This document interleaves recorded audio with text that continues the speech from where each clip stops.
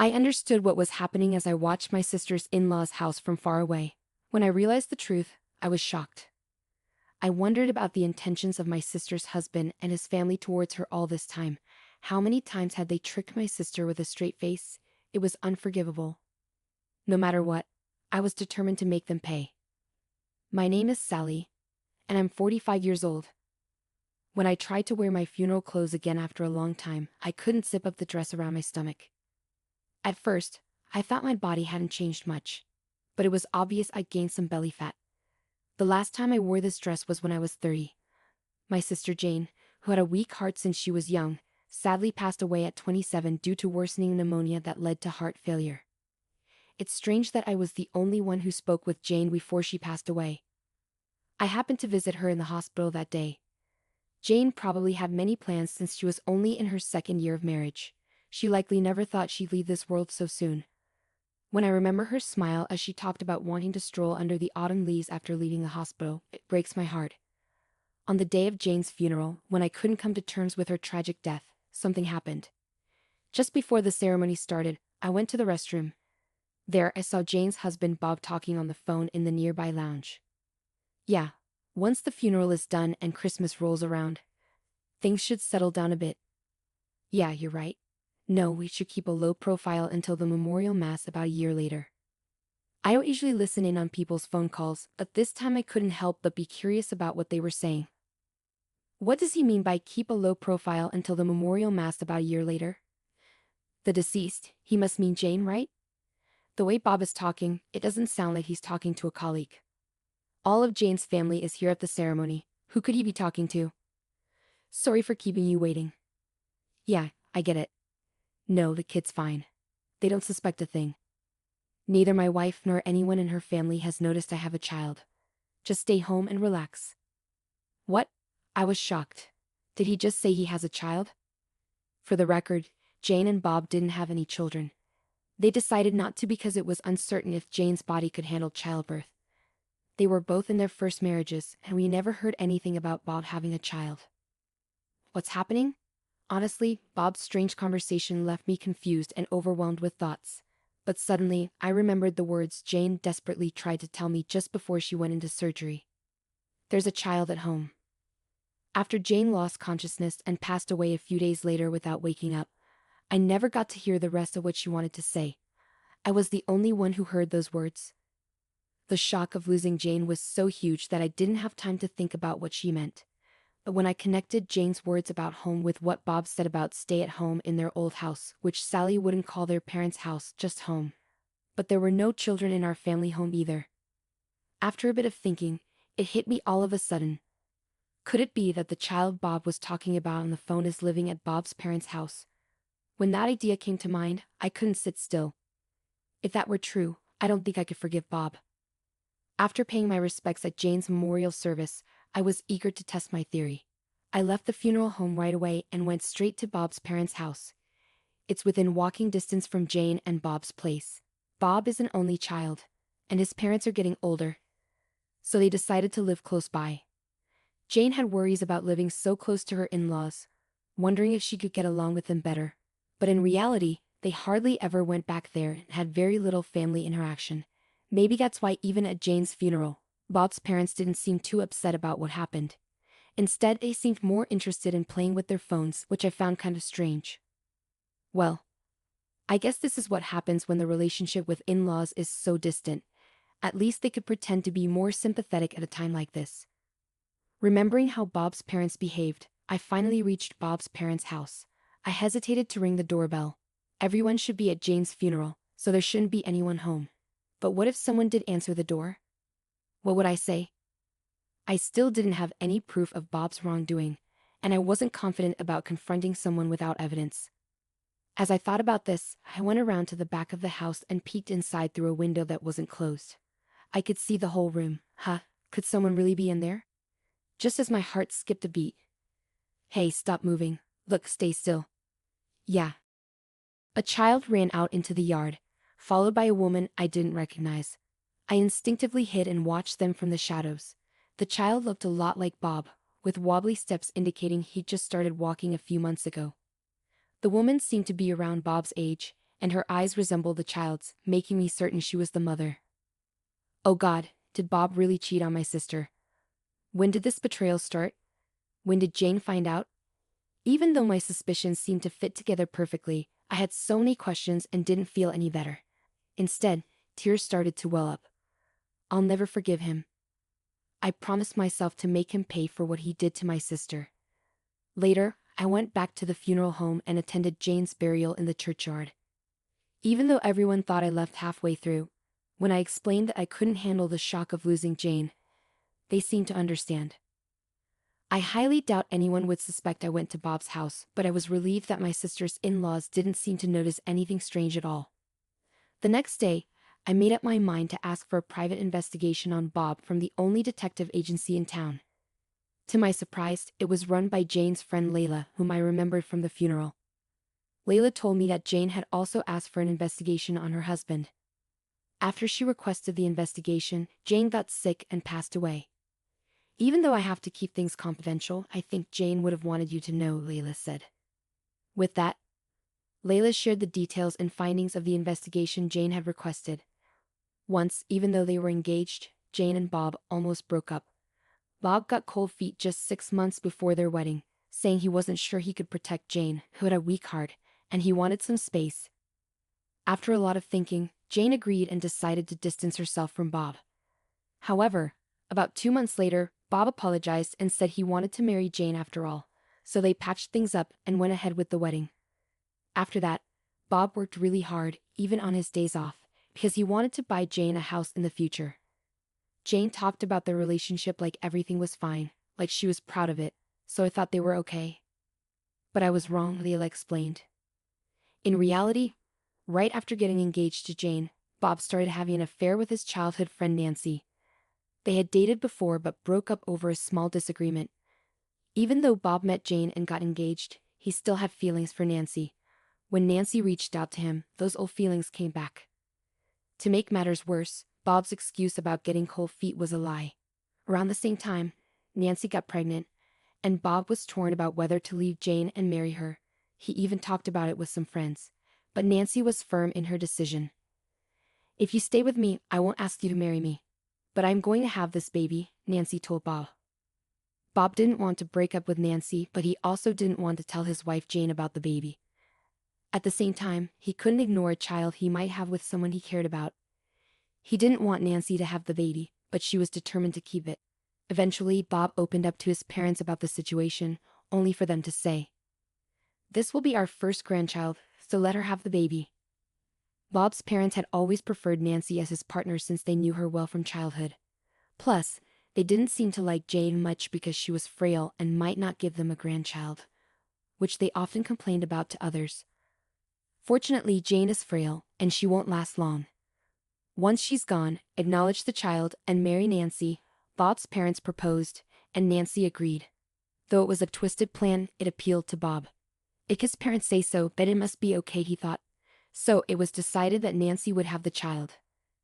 Nancy, like Bob, was an only child, and her parents had already passed away. That's why Bob's parents spent a lot of time at Nancy's house, helping her during her pregnancy. The story about Bob working hard for Jane right after their wedding was a lie. He was probably visiting his newborn baby during that time. There were witnesses who saw Bob going to Nancy's house often, Layla explained. This suggests that the excuse of moving closer to their elderly parents was also a lie. They actually wanted to be near the child. As the child grew up, they respected Bob's parents' wish to spend more time with their grandchild, so Nancy and the child stayed more often at their house.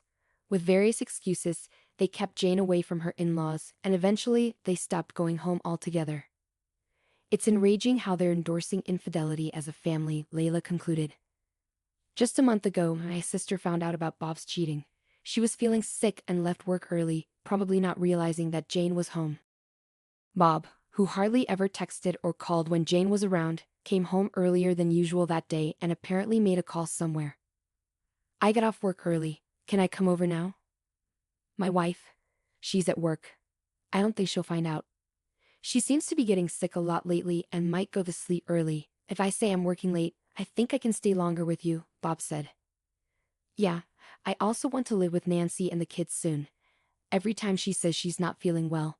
I think she won't last much longer, replied the other person. Yay, I'm looking forward to it every time. Just imagining how Jane felt hearing that from her sickbed makes my heart ache.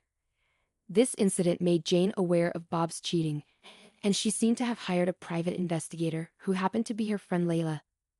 The investigation revealed everything, and just as Jane was about to confront Bob with a divorce, she collapsed and passed away. As Layla finished telling me all this, she lowered her gaze and said, Jane must have been heartbroken. I couldn't agree more. I wanted to avenge Jane's pain. I couldn't bear the thought of Bob and his parents enjoying having a grandchild while Bob planned to remarry. But I've only just learned all this, and I don't know what to do. After thinking for a while, I had an idea. Layla, are you good with computers? At my words, Layla smiled and said, I got this. The next day, I went to my sister's in-law's house. When I rang the doorbell, my sister's mother-in-law appeared on the monitor, looking surprised to see me. Oh, Sally, what's going on? She asked, sounding a bit anxious. I need to talk to the family about Jane's things. Can we talk for a moment? Hearing my request, my sister's mother-in-law fell silent, and the intercom went quiet. Oh no. Maybe she won't let me in. Feeling nervous, I waited for a while. And then Bob appeared, saying, I'm sorry, Sally. The room was messy, so I had to tidy up a bit. Please come in. Oh, Bob, you're here. Perfect timing, I said with a smile. Bob's expression stiffened. He probably thinks I haven't figured out his cheating yet. His face stiffened, likely because he's hiding something. In fact, I had just seen his mistress and their child through the window. I bet he was cleaning up after them. I wonder which room they're in. Bob and my sister's in-laws seemed uneasy as they watched me enter the room. As soon as I took a sip of the tea they served me, Bob asked, What's this about Jane's belongings? Yeah. It's about this, I said, laying out a photograph on the table. Bob and his parents froze as they looked at the photo. Bob, who is this woman? I asked. I don't know her, Bob replied hastily. In the photo, Bob and a woman were in bed together. The other day, this was sent to our house. It said that Bob is having an affair, I explained. Hearing this, his parents glared at Bob, and Bob shook his head frantically. Wait, I don't remember this photo, he shouted. Ignoring his protests, I laid out more photographs. Each one showed Bob and the same woman kissing or on a date at a nearby amusement park. People who cheat don't usually admit to their memory lapses, do they? I said, feeling the tension rise. I'm used to it, my sister's mother-in-law sharply retorted. What are you implying, young lady? No. Mom, you've got it all wrong. I don't know anything about this, Bob protested. Then what's this picture about? Even though you have a child with Nancy, I immediately responded to my sister's mother-in-law's words. My sister's father-in-law looked guilty and said, Oh, you mean this child? And is this woman Nancy? I asked, showing a photograph of Bob holding a child. What? The entire in-law family was speechless, and even though Bob kept denying the accusation, my sister's mother-in-law slapped him, calling him a worthless son. Do you have other children too? She demanded. Please listen to me, Mom, Dad, Bob pleaded. But my sister's in-laws ignored Bob's pleas, scolding him for betraying their beloved grandchild. What nonsense bringing this here? The picture was sent to her house. I don't know much about it either, Bob exclaimed. I came here seeking clarity, but it seems Bob does have a child, I said, preparing for a confrontation. Bob was at a loss for words. But honestly, Bob was telling the truth. He doesn't have any other affair besides Nancy. I didn't plan to reveal this, as I didn't want to be accused of spreading false information later on. However, this picture is fake. It's a composite one that I had Layla create. I could have used a real picture of the child with the actual person Bob cheated with, but I chose a combined photo because of certain reasons. I planned to confront him by asking him about the child, but luckily, my sister's mother-in-law revealed the truth earlier than I expected. So, your quietness means it's true, isn't it? Earlier, your mom also mentioned something about a child and Nancy, I said while my sisters-in-law stayed still where they were. The note that came with the picture said these kids are being looked after in this house. That's not true. My sister's mother-in-law quickly disagreed with what I said. Are you sure? Of course, it's not true. Then show me all the rooms. Huh? Without waiting for their approval, I stood up from my seat and headed towards the room next door. Hey, wait a minute. You can't just snoop around other people's houses. Bob raised his voice. If there's nothing to hide, then you should show me. That's not the point. Then what's the issue?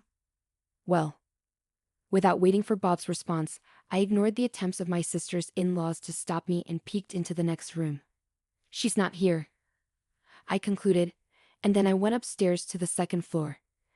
Despite facing obstacles and scraping my knee, it was nothing compared to my sister's pain. I was willing to endure any number of fresh wounds. Pushing past my sister's in-laws, I opened the door to the room on the second floor, pushing Bob aside as I did so. Ah, there she is. In the room, Nancy and a child were sitting on the bed. Well, who do we have here? It was a different woman and child from the ones in the picture. What's happening? Bob asked. At my words, Bob turned pale, and Nancy looked puzzled, saying, "A picture?" Yes, it seems like Bob here has been cheating while my sister was around. Look at this picture. As I showed the fake photo to Nancy, her face twisted in anger, and she crumpled the picture. What is this? You were with another woman. No, Nancy, it's not like that. Just listen. Nancy was furious, and Bob looked pale. Having gotten the proof I needed, I'd added, "So you were indeed involved with Bob, huh?" My sister's in-laws were stunned, unable to believe what was happening. Why? You told me I was the only one. You said we didn't have to get married, and I wanted to have a child and be with you. And now this. Nancy, there must be some mistake. Maybe it's a look-alike or Photoshop. What do you mean, maybe? You can't deny it completely. I can't trust you anymore. For a moment, I was surprised by the mention of Photoshop, but since Bob was too flustered to deny it properly, Nancy's suspicions were at their peak. A man who's so unsure of himself, you'd be better off not trusting him. He ruined my sister's life, I said, offering my serious advice. Nancy's face hardened. My sister went through a lot because of him, but she probably understands that already. I don't need to say anything, I thought to myself. Now, I need to act like I'm on Nancy's side and get her to listen to me to achieve my goal of not letting any of Bob's family or Nancy be happy. I understand, Nancy muttered. Wait, Nancy, I'm serious about you, I interrupted Bob's desperate attempt to win Nancy over. So you weren't serious about my sister, but you told her you were, even made marriage vows to her. Looks like you really are an untrustworthy man, Bob, I said. At my words, Nancy's face darkened. With a fake photo and everything, she seemed to start doubting whether Bob's words were sincere. Good. If you were serious, you wouldn't be cheating from the beginning. No matter what, you should stick to one person, I emphasized. As I stressed my point, Nancy's expression grew even darker. Bob's face turned ghostly pale. He must have sensed the growing distance in Nancy's feelings. We should break up, Bob. I don't want to be your backup option. After seeing that photo, I can't trust you anymore. I could handle being the other woman, but I can't stand the thought of being the third one, Nancy declared, tears flowing down her cheeks. Bob instinctively reached for her hand and pleaded, "Please, just listen to me." But Nancy pulled away, stating firmly, "I don't need you to acknowledge the child anymore. Just leave me alone." As Nancy left the house with her child, Bob's entire family was saddened by the loss of both the child and the planned second wife. Meanwhile, I felt a sense of victory inside. Later, I had Bob write a legal document officially ending his ties with our family, cutting off all connections. Additionally, he agreed to relinquish any rights he had to the inheritance left by my sister. My father, who is usually quite stern, heard everything from me and stormed into my sister's in-laws' home.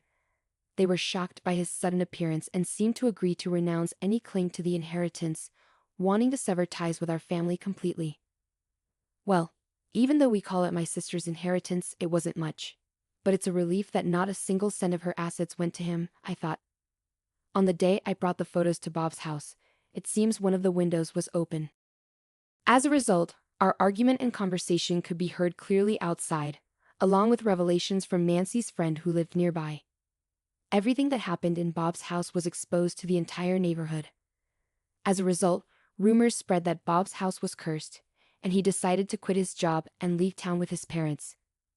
Meanwhile, Nancy unexpectedly showed up at our family home after about 2 months. She came bearing $50,000 as a gesture of apology and gratitude for helping her see the truth. She wanted to make amends for how she had treated my sister. While I appreciated Nancy's intentions, money couldn't erase the pain my sister had endured. It didn't feel right for us to forgive someone for something they themselves couldn't forgive just because they offered money. We understood Nancy's gratitude, but we couldn't accept money from someone who had done such a shameful thing, so I declined to accept the money.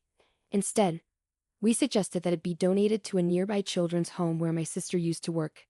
Huh, do you doubt whether such a woman would actually follow through with the donation? Of course not.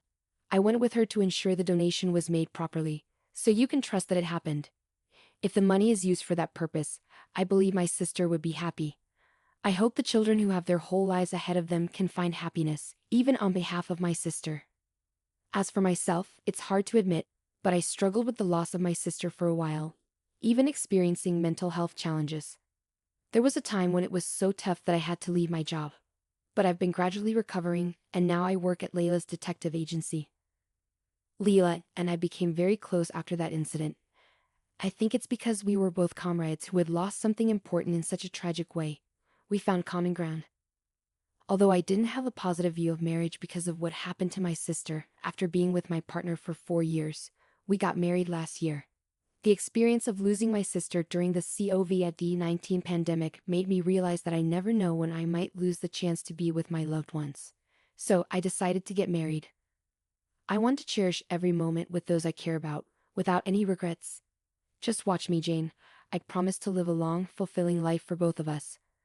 When I join you someday, we'll have a blast together, I declared, determined to live life to the fullest.